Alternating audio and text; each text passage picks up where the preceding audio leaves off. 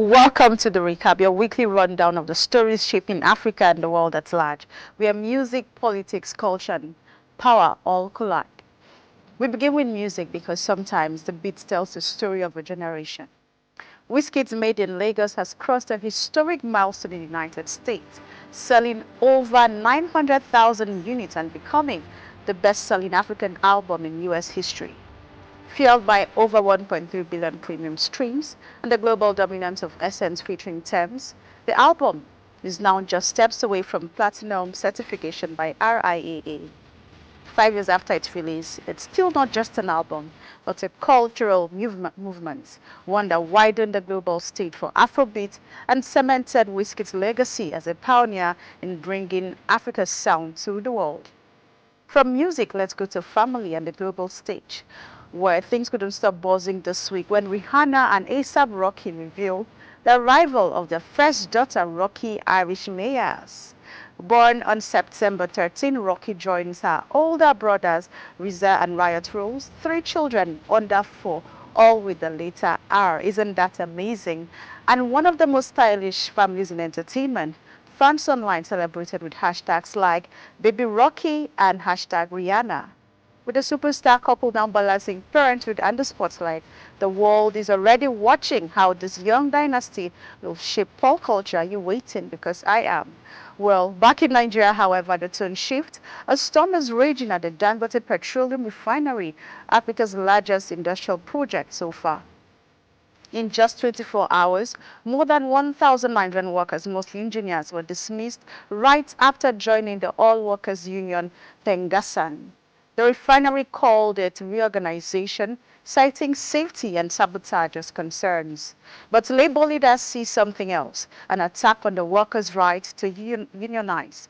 Anger is now mounting over reported wage disparities, with Nigerian staff earning around 383,000 monthly, while expatriates reportedly take home at least $2,000.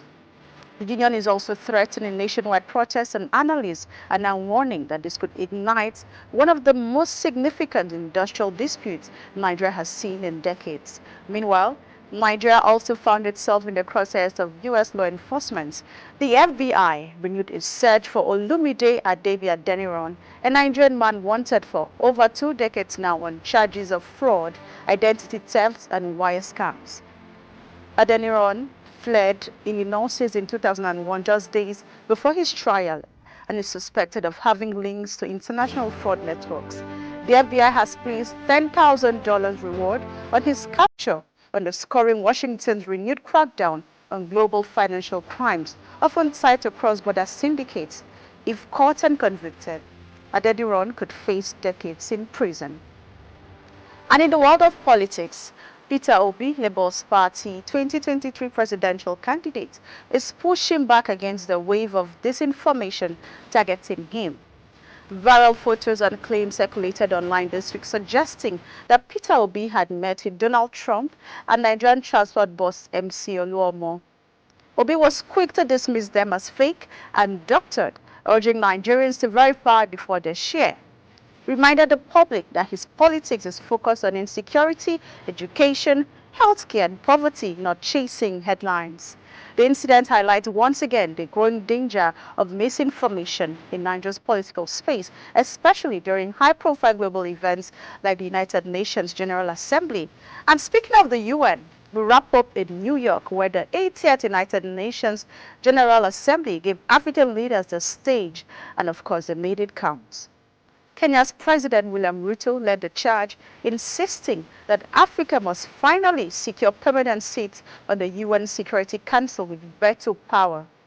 South Africa's Cyril Ramaphosa echoed the demand while also warning against unfair trade barriers being weaponized against African economies. Climate justice was also front and center of the discussion. Leaders called for the full activation of the Loss and Damage Fund, reminding the world that Africa contributes the least to global emissions, yet pays the highest price. Why? And on the conflict in Gaza, several African leaders reaffirmed their support for Palestinian statehood, describing the humanitarian crisis as intolerable. The message from Africa this year was crystal clear. The continent is done waiting for a seat at the table. It is now demanding one. Ladies and gentlemen, this week we have seen Afrobeats break barriers of labor battles in Nigeria, fugitives abroad, celebrating milestone, and Africa's louder voice on the world stage. What does next week hold for us? I guess we will see. We will find out. For now, this is all we have for this week on The Recap. It has been Chinatu Oji.